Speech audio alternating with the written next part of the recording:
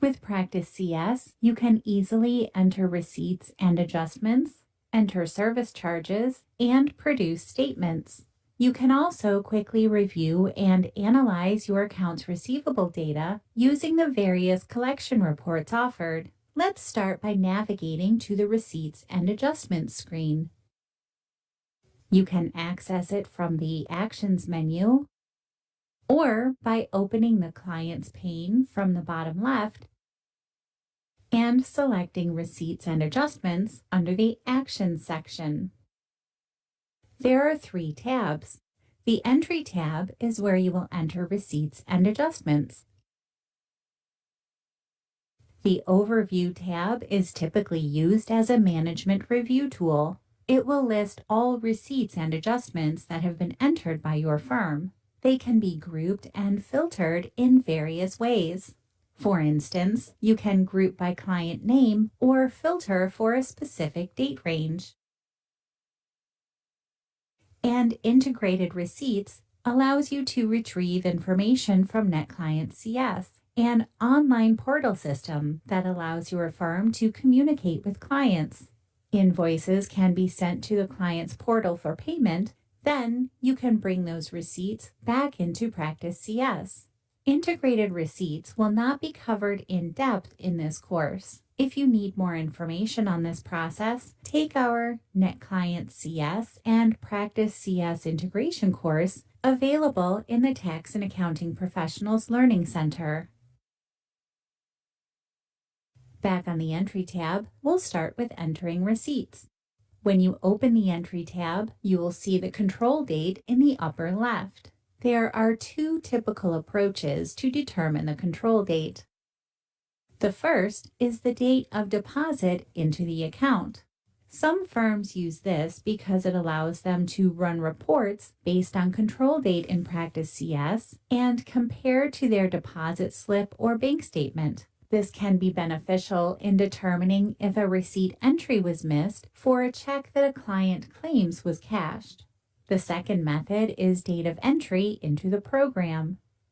If your firm usually gets paid via credit card, you may find this method more useful.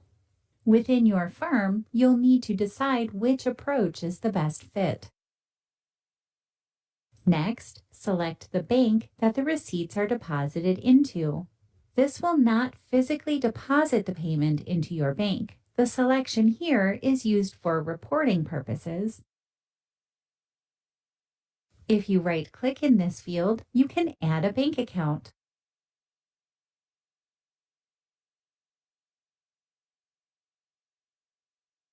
The date field is another area where your firm will need to determine what will work best. If you're primarily receiving credit card payments, you could choose the date the transaction went through the credit card machine. If you're primarily receiving checks, it may be the date that appears on the check. This field determines where the payment will be reflected on AR reports.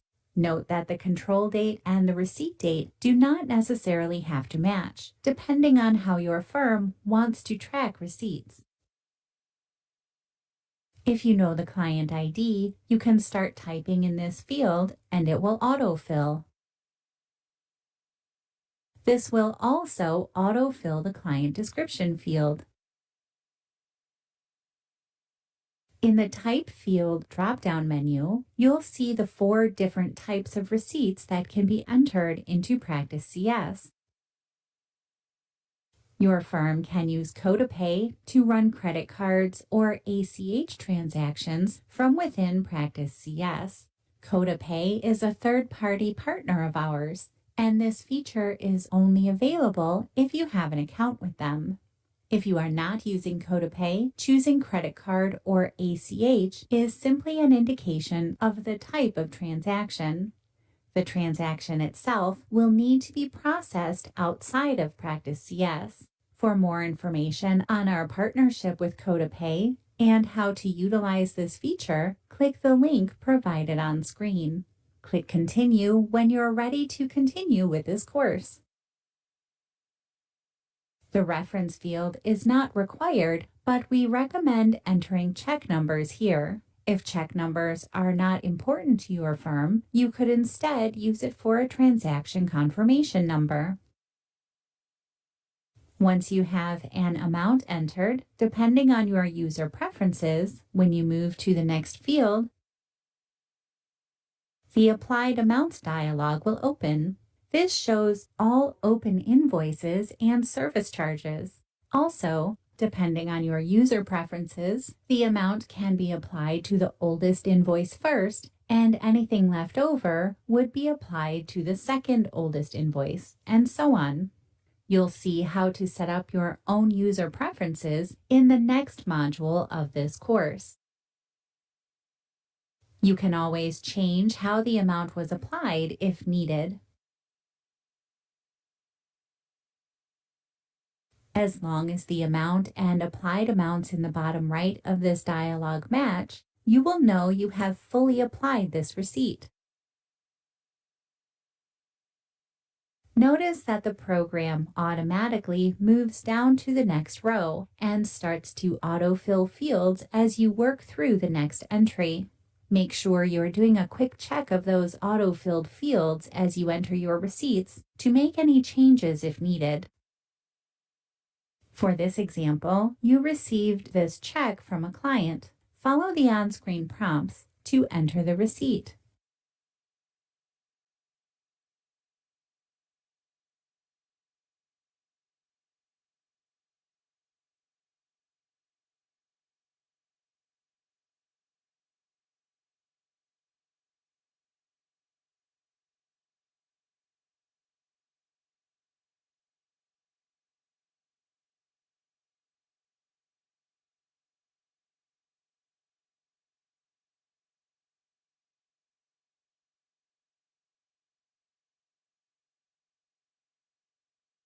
In addition to searching by client name or ID, you can search for an invoice number. This is an alternative way to track which client made a payment if you can't recognize the name on a check. It can also increase the speed of entering your receipts if you know the invoice number being paid. Click the drop-down menu to search by different properties of the invoice. When using invoice search, it's important to note that the program will automatically populate the amount to be the full invoice amount. When the Applied Amounts dialog is opened, you can see the amount was automatically applied to the selected invoice. However, you can change the amount of the payment and/or how it is applied if necessary. If you don't see the invoice search field, it's likely marked to be hidden within user preferences. These are discussed in the next module.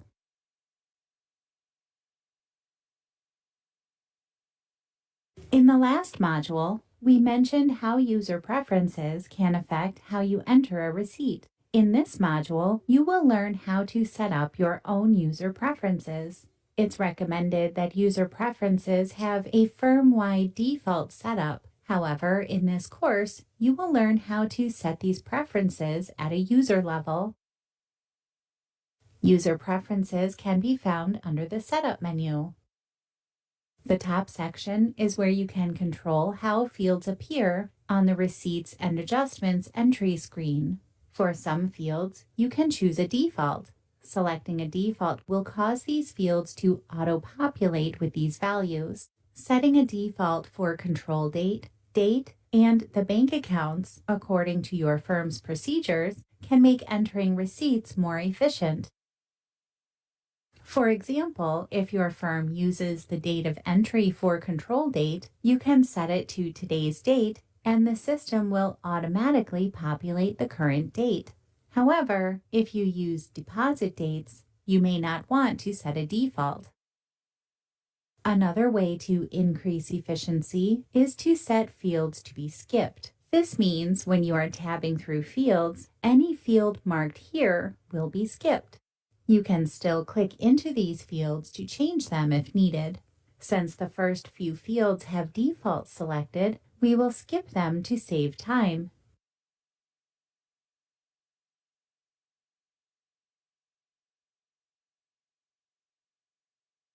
For the type field, you could select the payment type your firm receives the most. If your payment methods vary, you may not want to skip it.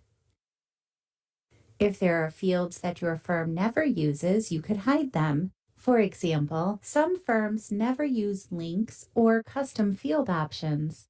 You will not be able to see hidden fields on the entry grid. Note that the invoice search field is hidden by default, so if you want to be able to use that feature, make sure to uncheck the hide option. The bottom half of the dialog provides entry options. If you do not have the option selected to automatically apply receipts to the oldest first, it will ask you to choose which invoices or service charges you want to apply that receipt to. It's best practice that this option be selected so you can readily verify the application of each receipt or credit. If you don't have this option turned on, you'll need to click the ellipsis button to the right of the amount field to open the Applied Amounts dialog.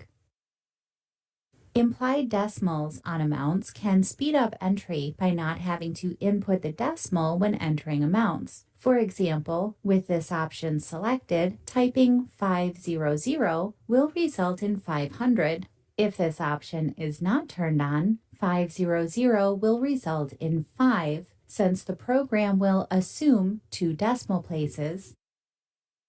And finally, you can automatically check spelling, display hash totals on the grid, and select which tab to default to when opening the Receipts and Adjustments entry screen. You will definitely want to take advantage of these user preferences to make receipt entry more efficient. To enter adjustments, switch to the Adjustments tab in the Receipts and Adjustments entry screen. Entering adjustments is similar to entering receipts. Follow the prompts to start inputting an adjustment.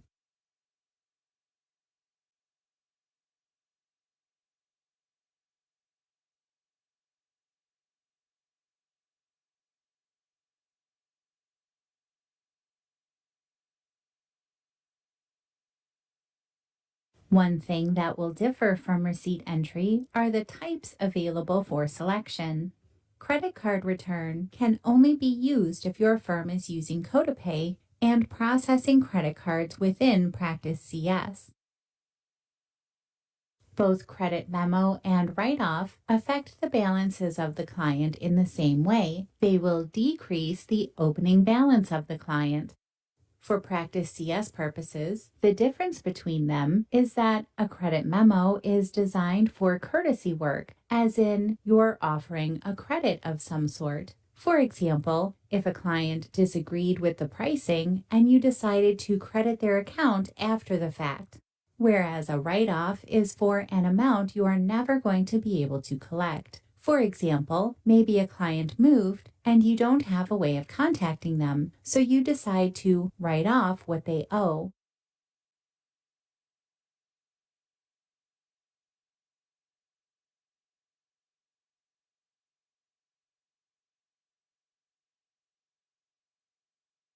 The write-off would work the same way as you just saw for a credit memo. However, using both methods will allow you to keep track of courtesy credits versus uncollectible amounts, so consistency in how they are used is key.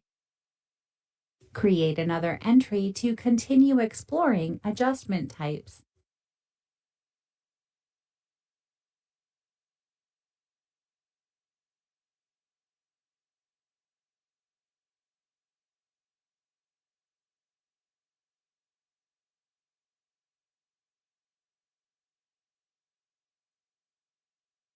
Debit memos are generally used to establish beginning balances or banking fees. If converting from another practice management software, we recommend setting a specific date when you will stop processing in the old program and then record any outstanding open invoices as debit memos in Practice CS. Non-sufficient funds is typically used for bounced checks. It will allow you to release the amount back to AR, but keep a record of the original check. Select Non-Sufficient Funds for this entry.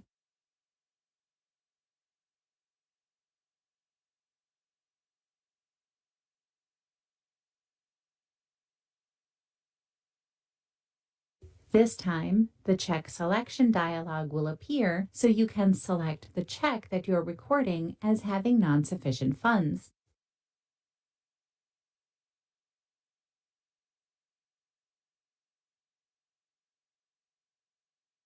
Again, this will increase the client's open balance, but will not delete the record of the original check, so you will still have a paper trail of the payment. On the bottom of the adjustment screen, you will see the client that was most recently selected and their AR balance. To recap, when entering a credit memo or write-off, the Applied Amounts dialog will open, where you can determine how the adjustment is applied to the client's invoices. For non-sufficient fund entries, the Check Selection dialog will open. A debit memo, which increases the client's balance, cannot be applied to an existing invoice. They can be used to enter beginning balances or represent a banking fee. Before you assess service charges, your firm will need to set them up according to your policies.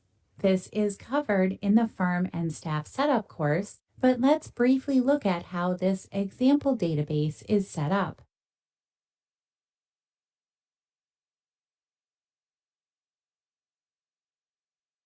There is an annual rate of 18%, and grace days are set to 30. In this case, when service charges are assessed, it will calculate from the due date plus grace days.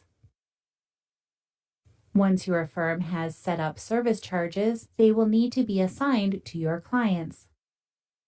You can select a firm-wide default in Setup Firm on the Billing and AR tab.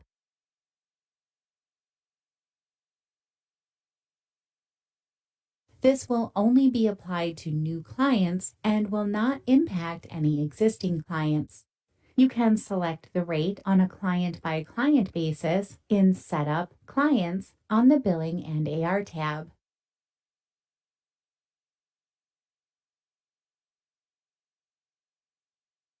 When setup is complete, you can assess service charges from the Actions menu.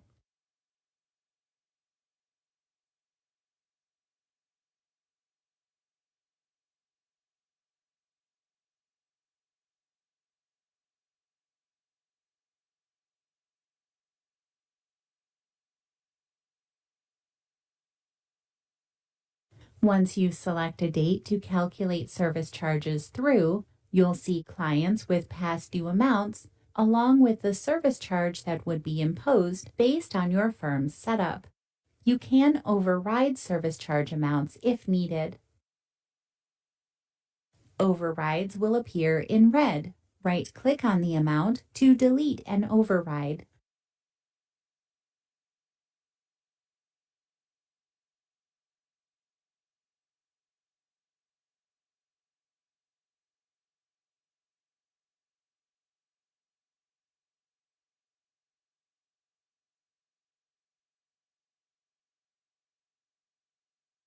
Once a service charge is posted, it will turn gray and indicate the staff ID it was posted by. After the service charge is posted, if you realize you weren't supposed to charge a client, you can select a client, right-click, and choose Unpost Selected.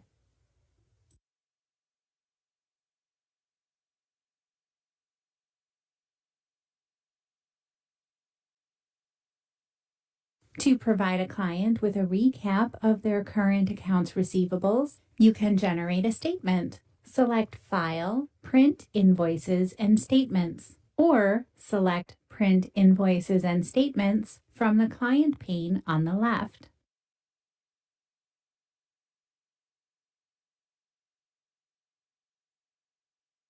Click Options in the upper right to define the settings that will determine when a client will receive a statement. These options are firm-wide, not for an individual user. You can indicate debit balances greater than a certain amount or older than a specific number of days. In this example, you want to print a statement for any client that has a past due balance.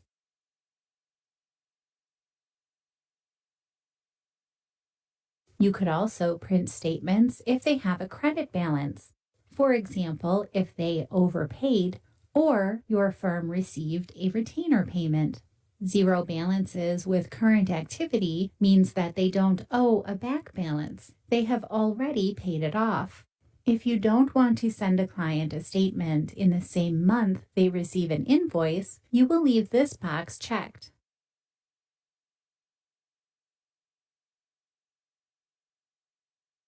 You will now see the clients that meet your statement printing options. In the upper left, select your statement date.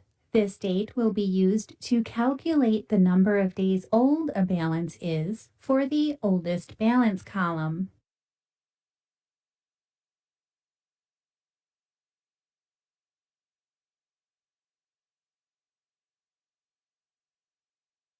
Select the statement activity date range. This influences the zero balances with current activity you saw in the options dialog. The term current activity is based on the range selected here. The same applies to exclude clients with invoices in the activity range.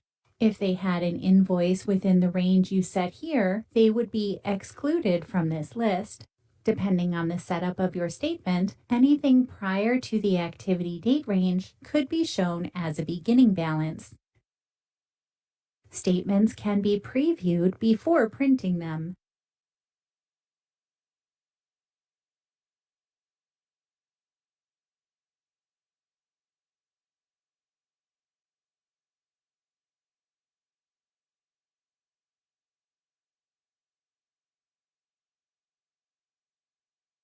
There are several output options available for statements. You can output to a printer or any Thomson Reuters document management system. The output to file option is helpful if you want to email your statements, but you are not integrating Practice CS with Outlook. This option produces a file to attach to an email. If you are integrating with Outlook, you can email the statement directly from the program. If your firm is licensed for NetClient CS, you can send the statements to the client portals.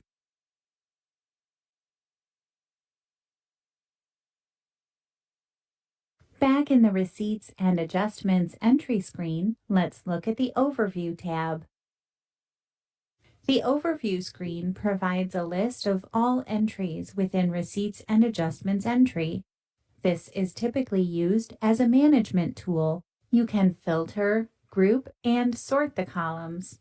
To sort, click a column heading to sort ascending or descending by that column. To group a column, drag the column header into the gray bar above the headings. Drag the column header back down to ungroup. To filter, click the Filter drop-down in the upper left. Follow the prompts to set a filter to only see the current week's receipts and adjustments.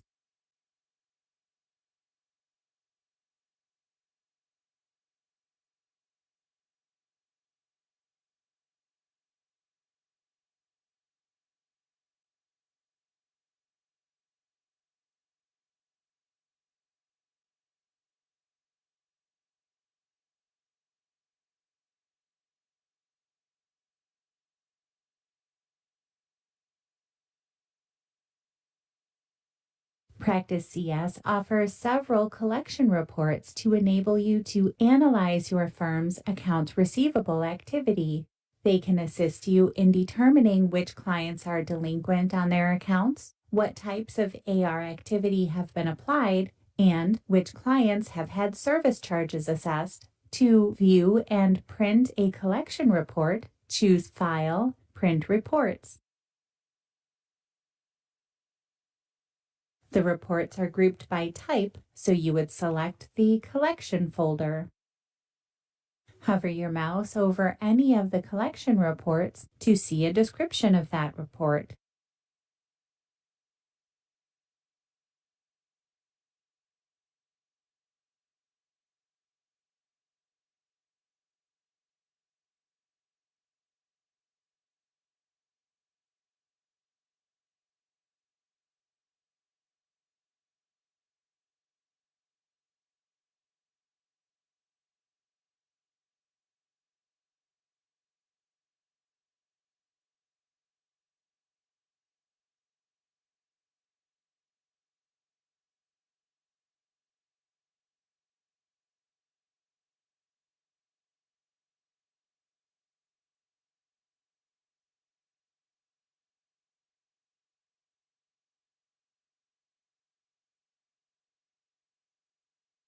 Follow the prompts to run the Accounts Receivable Summary Report as an example.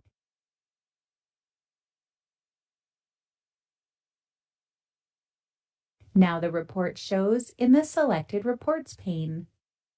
On the right are the report options. Most reports have a Selection and Layout tab. Use the Selection tab to select the date range you want to pull the information from and to filter for specific criteria. If you do not filter, it will pull all the information from the selected date range.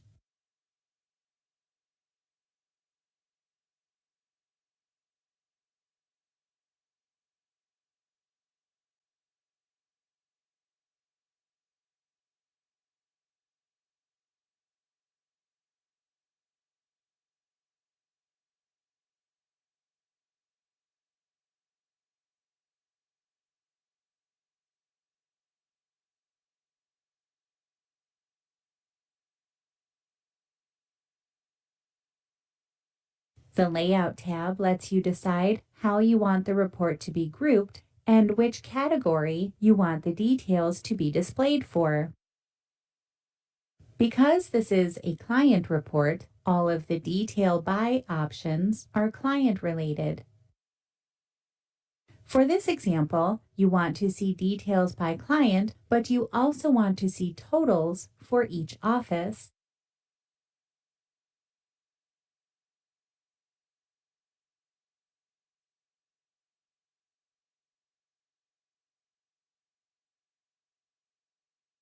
As you can see, it's only including clients that are assigned to the partners you filtered for. It shows the details for each client, and the clients are being grouped by office. This report shows the beginning balance, any invoices, receipts, service charges, and adjustments entered within the date range, and the 5-period aging with an ending balance. Most reports allow you to click on amounts to see more detail. For example, if you click on the ending balance, you can see the details of that balance. Click back in the upper left to return to your main report. In this course, you entered receipts and adjustments, reviewed user preference options for receipt and adjustment entry, assessed service charges, produced statements, and used the overview screen and collection reports to review and analyze your firm's collection data.